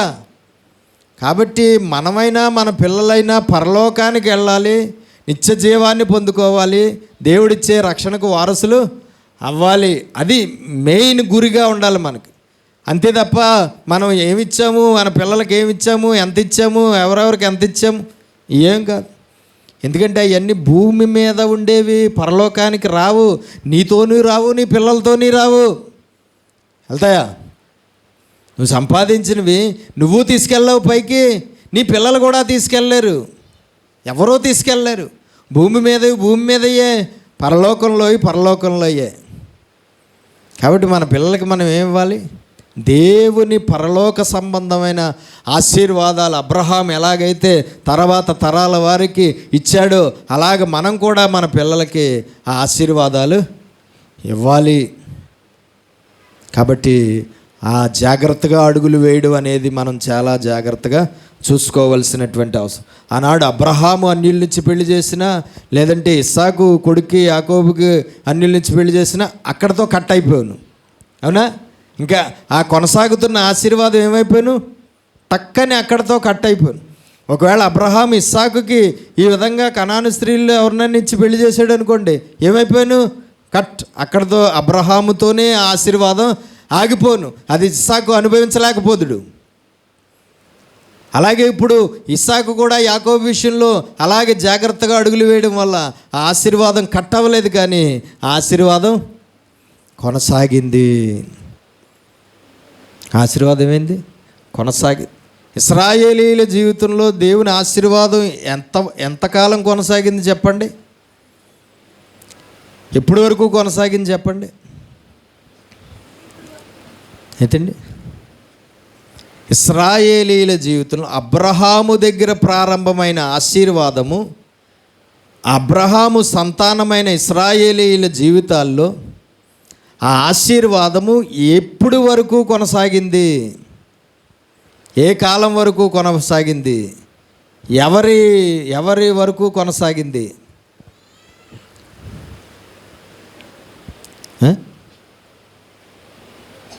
ఏంటండి? ఎప్పటి వరకు? యేసుక్రీస్తు ప్రభువు కాలం వరకు ఆ ఆశీర్వాదం కొనసాగింది. యేసుక్రీస్తు ప్రభువు కాలం వరకు ఏమైందండి? ఆ ఆశీర్వాదము కొనసాగిందా లేదా? అందులోంచి వచ్చినాడేనా యేసు? అందులోంచి వచ్చినాడేనా? చూడండి, మధ్యలో ఆ సంతతిలో కొంతమంది మధ్యలో శాపగ్రస్తులైపోయి నశించిపోయారు. ఇంకా వాళ్ళ గొడవ మనకు అనవసరం. కానీ ఆ ఆశీర్వాదం కొనసాగడం మాత్రం కొనసాగింది. మధ్యలో కొంతమంది పోయినా మిగతా వారు ఆ ఆశీర్వాదాన్ని కొనసాగించారు. ఆశీర్వాదం కొనసాగింది. ఇశ్రాయేలీల చరిత్రలో ఆశీర్వాదం కొనసాగింది. యేసుక్రీస్తు అనబడిన లోకరక్షకుడు ఆ సంతతిలో నుంచే వచ్చాడు. వాళ్ళు ఆశీర్వదించబడిన జనాంగం కాకపోతే యేసు అందులోంచి వస్తాడా? యేసు అనబడిన లోకరక్షకుడు పరిశుద్ధుడు ఆ సంతతిలో నుంచి వస్తాడా? వచ్చాడంటే ఏంటి? ఆశీర్వదించబడ్డారు. ఆ యేసు వల్ల కేవలం ఇశ్రాయేలీలే కాదు, భూమి మీద ఉన్న సమస్త వంశములు కూడా ఆశీర్వదించబడుతూ ఉన్నాయి. ఇప్పటికీ ఇంకా రన్నింగ్లోనే ఉంది. అంటే చూడ ఆనాడు అబ్రహాముకి ఇచ్చిన ఆశీర్వాదం ఇప్పుడు ఇంకా రన్నింగ్లోనే ఉంది. నువ్వు నేను ఆశీర్వాదంలో ఉన్నావా లేదా? ఇప్పుడు ఇంకా రన్నింగ్లోనే ఉంది ఆశీర్వాదం. ఎన్ని తరాలైంది? వాక్యంలో 1000 తరాలు అన్నాడు, కానీ 1000 కర్మ ఇంకా ఎక్కువ తరాలే కొనసాగి. అదే ఆశీర్వాదంలో ఇప్పుడు నువ్వు నేనే ఉన్నావు. అదే ఇశ్రాయేలులోంచి వచ్చినటువంటి ఆ లోక రక్షకుడు వల్ల నువ్వు నేను రక్షించబడి ఆశీర్వదించబడ్డాం. నువ్వు నేను కడగబడి ఆశీర్వదించబడ్డాం. నువ్వు నేను దేవుని ప్రజలుగా మారి ఏమయ్యాం? ఆశీర్వదించబడ్డాము. అంటే ఇప్పటికి ఇంకా ఆ ఆశీర్వాదం రన్నింగ్లోనే ఉంది. చూసారా అబ్రహాం ఎంత గొప్పడో? ఎన్ని వేల సంవత్సరాలైనా ఇంకా ఆశీర్వాదం ప్రవాహంలాగా నెక్స్ట్ జనరేషన్లో కొనసాగుతూనే ఉంది. దేవునికి స్తోత్రం కలుగునుగాక. కాబట్టి అలాగే మనం కూడా ఆశీర్వదించబడాలి. మన పిల్లలు కూడా మన వల్ల ఆశీర్వదించబడాలి. దేవునికి హక్కు, దేవుని రాజ్యానికి హక్కుదారులు అవ్వాలి. అటు దీవెన ఆశీర్వాదం దేవుడు మనందరికీ దయచేయునుగాక. ప్రార్థన చేసుకుందాం. మహాపరిశుద్ధుడు అయిన మా ప్రియ పరలోకపు తండ్రి, నీ శ్రేష్టమైన ఘనమైన నామమును బట్టి మీకు స్తోత్రాలు. ఇంతవరకు నీ వాక్యాన్ని మాకు నువ్వు బోధించిన విధానాన్ని బట్టి స్తోత్రాలు. విన్న వాక్యం విడిచిపెట్టేవారిగా ఉండి మమ్మల్ని మేము మోసం చేసుకోకుండా విన్న వాక్యాన్ని అనుసరించి ఫలించుటకు మాకు సహాయం చేయి. వాక్యం ద్వారా జ్ఞానము సంపాదించుకోవడానికి సహాయం చేయి. వాక్యంలో ఉన్న విషయాలు చాలా జాగ్రత్తగా మా హృదయం అనే పలక మీద రాసుకోవడానికి సహాయం చేయి. వాక్యంలో ఉన్న సత్యాలు మేము నమ్మడానికి, మేము అంగీకరించడానికి, మేము ఆ సత్యాలను గట్టిగా పట్టుకోవడానికి మాకు సహాయం చేయి. వాక్యంలో ఉన్న విషయాలే మేము నమ్మాలి, వాటినే మేము అనుసరించాలి. వాక్యంలో లేని విషయాలు మాకు అనవసరం. వాక్యంలో లేని విషయాలు మేము పట్టించుకోవాల్సిన అవసరం లేదు, అనుసరించవలసిన అవసరం లేదు. వాక్యంలో ఉన్న విషయాలు మాత్రం మేము గట్టిగా పట్టుకోవాలి. వాక్యంలో ఉన్న విషయాలు, వాక్యంలో ఉన్న సంగతులు, వాక్యంలో ఉన్న మర్మాలు, వాక్యంలో ఉన్నటువంటి ఆ వాక్యం యొక్క అర్థము మేము గట్టిగా పట్టుకుని మేము ఆ వాక్యాన్ని అనుసరించి జీవించి మేము ఫలించి పరలోకం చేరుకుని నిత్య జీవాన్ని పొందుకోవాలి. భూమి మీద ఉన్నంతకాలము ఆశీర్వదించబడాలి. మా తర్వాత మా పిల్లలు కూడా మా వల్ల ఆశీర్వదించబడాలి. ఏ శాపం మధ్యలో వచ్చినా ఆశీర్వాదం ఆగిపోతుంది, ఆశీర్వాదం పోతుంది. కాబట్టి ఏ రూపంగానూ శాపం రాకుండా ఆశీర్వాదం కొనసాగేలాగా మేము జాగ్రత్తగా జ్ఞానయుక్తంగా అడుగులు వేయడానికి మా జీవితాల్లో మాకు సహాయం చేయమని యేసు పరిశుద్ధ నామముని ప్రార్థన అడిగి వేడుకుంటున్నాం పరమ తండ్రి. ఆమేన్.